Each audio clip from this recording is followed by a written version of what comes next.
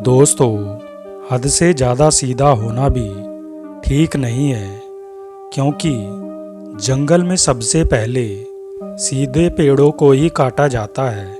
सीधे लोगों का जीवन अनेक दुखों और परेशानियों से भरा रहता है, इसलिए हमें सतर्क रहने की आवश्यकता है। बल्कि हमें दूसरों को मर्यादा में रखने के लिए खुद को परिस्थितियों के अनुसार ढाल लेना चाहिए। हमें दूसरों का सम्मान करना चाहिए और उन्हें मर्यादा में रखने की क्षमता को सीखना चाहिए।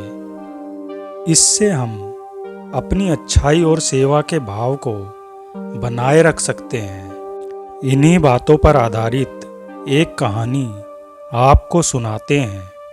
एक बार की बात है, गौतम बुद्ध अपने शिष्यों के साथ बैठे थे। उसी समय राजा अजातशत्रु वहाँ पर पहुँच जाते हैं और गौतम बुद्ध से कहने लगते हैं, हे बुद्ध, जब से मैं आपका शिष्य बना हूँ, हर कोई मेरा शोषण कर रहा है।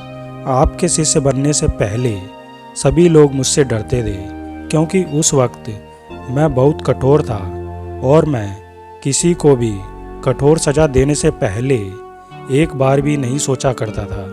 लेकिन आपका शिष्य बनने के बाद मेरा किसी को दंड देने का मन नहीं करता और ना ही मुझे अब क्रोध आता है। मैं बिल्कुल शांत हो गया हूँ। मैं सबको दया की भावना से देखता हूँ, लेकिन कुछ लोग मेरे इस बदलाव का अनुचित लाभ उठा रहे हैं और इससे मेरे राज्य को भी एक तरह का खतरा हो गया है। कृपया आप मुझे उचित मार्गदर्शन दें। राजा अजातशत्रु की यह बात सुनकर गौतम बुद्ध उन्हें एक कहानी के माध्यम से समझाते हैं। एक बार एक बड़े पेड़ के नीचे एक जहरीला सांप रहता था। पेड़ गांव के पास एक कोने में हुआ करता था। वहां लोग अक्सर सुबह शाम बैठने आते थे। वो लोग उस पेड़ के नीचे बैठकर खूब बातें किया करते थे। लेकिन जब से उस पेड़ के आसपास एक सांप को देखा गया, तब से वहां पर लोगों ने उठना बैठना बंद कर दिया। लेकिन कुछ लोग तो जानबूझकर उस सांप को देखने के लिए उस पेड़ के पास जाया करते थे और उसे परेशान करते थे। अब उस सांप के लिए खतरा महसूस हुआ तो उसने भी लोगों के ऊपर हमला करना शुरू कर दिया। वह सांप अब अपने क्षेत्र में लोगों का आना भी बर्दाश्त नहीं करता था, जिससे कई गांव के लोगों की जान जाने लगी। अब सांप की दहशत उस गांव के लोगों में हो गई थी। अब लोगों ने भी बिल्कुल ही उस पेड़ के आसपास जाना बंद कर दिया था। एक दिन एक भिक्षु वहां से गुजर रहे थे।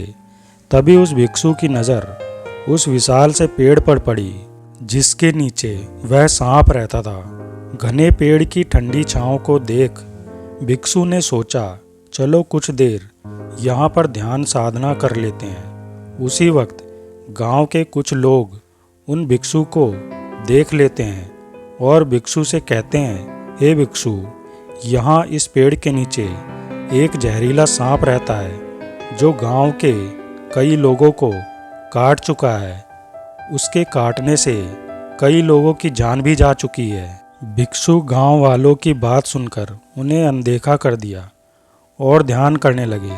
तभी थोड़ी देर बाद वह सांप उस भिक्षु के पास आ जाता है और भिक्षु के सामने फुफकारने लगता है। फुफकारने की आवाज़ सुनकर उस भिक्षु की आँख खुलती है। भिक्षु सांप की आँखों में बड़े ध्यानपूर्वक देखते हैं और एक मंत्र बोलने लगते हैं। तभी चमत्कारिक रूप से वह सांप उस भिक्षु की भाषा को समझने लगता है। अब दोनों एक दूसरे की भाषा को समझ रहे थे। तभी वह सांप उस भिक्षु से कहता है, तुम यहाँ क्यों आ गए हो? यह मेरा क्षेत्र है और तुम्हें मुझसे डर नहीं लगता? इस गांव के सभी लोग मुझसे डरते हैं। तभी वह भिक्षु उस सांप से कहता है, जिसके मन से मरने का डर निकल जाए वो किसी चीज़ से नहीं डरते हैं। वह सांप भिक्षु की यह बात सुनकर बहुत प्रभावित होता है और सोचने लगता है, हाँ, मैंने आज तक जितने भी पाप किए हैं वो सारे मरने के डर से ही किए हैं। मैंने न जाने कितने निर्दोष लोगों की जानें ले ली हैं। जब गांव के लोगों को पता चला कि अब सांप ने काटना बंद कर दिया है, तो गांव के लोग उस पेड़ के नीचे फिर से बैठने लगे और गांव के लोग उस सांप को परेशान करने लगे। गांव के बच्चे अब उस सांप पर पत्थर भी मारने लगे, जिसके कारण सांप परेशान रहने लगा और वह सांप घायल भी हो जाता था। वह अब बहुत दुखी था, क्योंकि वह अब अपने जीवन का बहुत कठिन समय बिता रहा था। एक बार वही भिक्षु फिर से उस गांव में आए और फिर से उसी पेड़ के नीचे बैठ गए। तभी भिक्षु की नज़र उस सांप पर पड़ी। उन्होंने देखा कि सांप कमज़ोर है और घायल भी है। तभी उस भिक्षु ने सांप से पूछा, तुम्हारी ये हालत कैसे हो गई? तुम इतने कमज़ोर और घायल कैसे हो गए हो? भिक्षु की बात सुनकर सांप कहता है, जब से मैंने हिंसा और क्रोध का मार्ग छोड़ दिया है, तब से लोगों ने मुझे परेशान करना शुरू कर दिया है और अब मैं बहुत दुखी रहता हूँ। कोई मुझे पत्थर से मारता है तो कोई डंडों से। मैं बहुत बुरी तरह घायल हो जाता हूँ। सांप की यह बात सुनकर भिक्षु कहते हैं, तुमने अपनी आत्मरक्षा के लिए दूसरों को कोई जवाब नहीं दिया, इस कारण तुम्हारी ये हालत हुई। तुम्हारी जो ये हालत हुई है, तुम्हें इसे रोकना चाहिए था।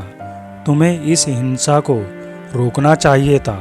सांप उस भिक्षु की बात को समझ जाता है और वहाँ से चला जाता है। फिर गौतम बुद्ध अजातशत्रु को समझाते हुए कहते हैं, अगर हम लोगों द्वारा किए गए गलत कर्मों का उन्हें दंड ना दें, तो उनके मन में दंड का भय समाप्त हो जाएगा, जिससे समाज में अव्यवस्था फैल जाएगी। राजा अजातशत्रु गौतम बुद्ध की इन बातों को समझकर वहाँ से चले जाते हैं। दोस्तों, ये कहानी अगर आपको अच्छी लगी हो तो चैनल को सब्सक्राइब करें और हमारे वीडियो को लाइक करें। धन्यवाद।